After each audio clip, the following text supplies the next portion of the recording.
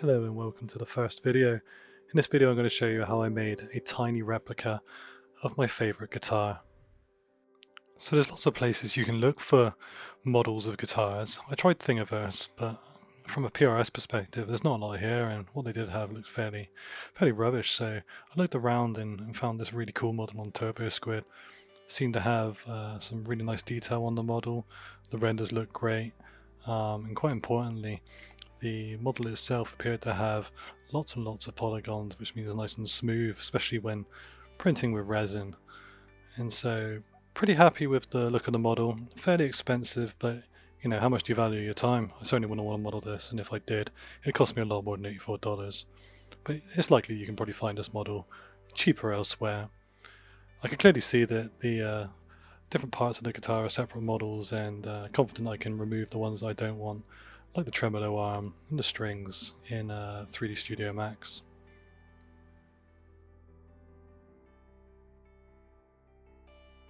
Orientation is probably the hardest part of resin printing, and I tend to use Flashprint. Now the key thing about printing with resin is minimizing the amount of mass that is being pulled up each layer change. We want the majority of the mass to be nearest the fulcrum, or where it pivots from on the bed, to minimize those pill forces on the model itself. We need to remove and make sure there are no hollows or voids where the vacuum of the model will pull up and damage the PDMS. And we also want to just be careful of any overhangs which won't print and render properly when it comes to actually printing the model. We also don't want to put the model too close to the edges, otherwise that may also remove the PDMS layer from the printer. So now I'm removing all of these tiny pieces of support, which are maybe a little bit conservative in terms of printability. And I'm also just removing these supports that are butted up just a bit too close to the model, because they'll be difficult to remove later.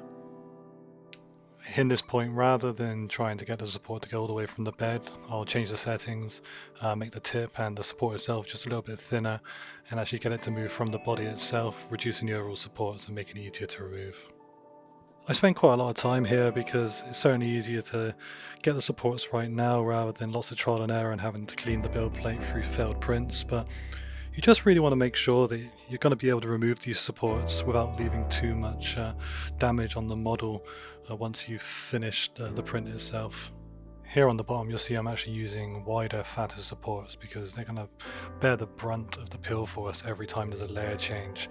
They're effectively going to be pulled upon from the print bed on every single one. You're going to have to do quite a lot of support removal anyway. You're going to have to do quite a bit of sanding, so don't be afraid to put plenty of supports in, especially around the base of the model where the majority of the forces are going to be. You should see that most of the mass here is around the bottom edge of this guitar. Consider how you're going to use your side cutters and your sandpaper and your files, and how easy it's going to be to remove the leftover tips or the general mass of the supports. We really want to make this nice and easy for yourself. Here you see I'm adding quite a few more fat, thicker supports onto the back. It's going to be easy to remove them, and they're really going to help just keep the model nice and stable during the entire print process. I'm pretty confident this one's going to work.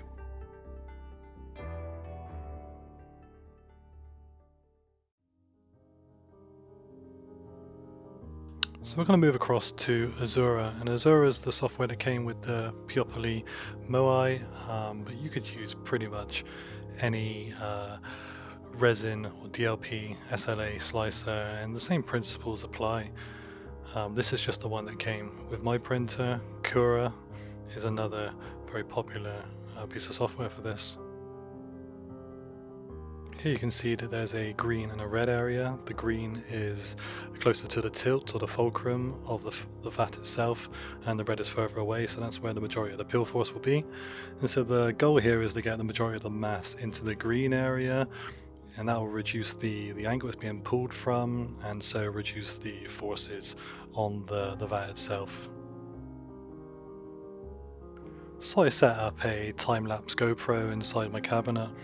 Usually, of course, you wouldn't see each individual layer like this. The laser's just shooting off at random points, but this gives a pretty good view of what it looks like over a period of time. I'm obviously using clear, transparent resin, and with the illumination from the laser, it looks really cool here.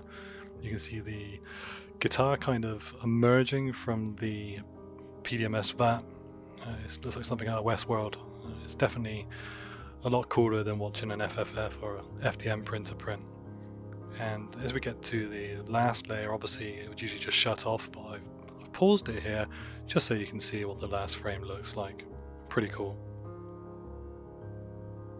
And so after removing it, we need to take it off the bed with a paint scraper and remove the supports.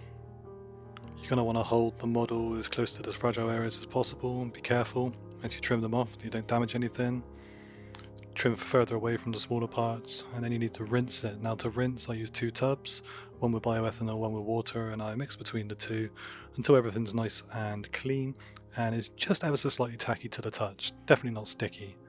And once I'm there, the idea is to put it into a UV nail lamp or whatever your UV chamber is and just cure it until it's then nice and hard to the touch.